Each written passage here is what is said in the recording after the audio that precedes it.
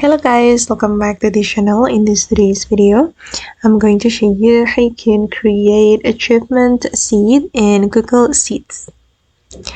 Okay, let's get into it guys. Here I have opened my Google Sheets, and first of all we need to go to the template gallery because we're going to use template to create achievement seed.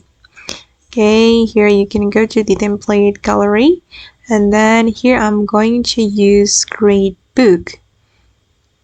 Okay, let's say I want to create the achievement seed with this template. Okay, and here I'm just going to add the data just for an example.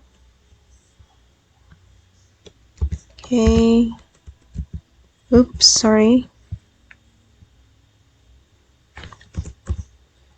You just need to change the data here, and then you can adjust the data according to your needs. Okay, and then let's say that this is the result, and we can change the style if we want. We can go to the color. Okay, that's all the way to create achievement seed in Google Sheets. I hope this video will be useful for you. Thank you so much for watching, and bye.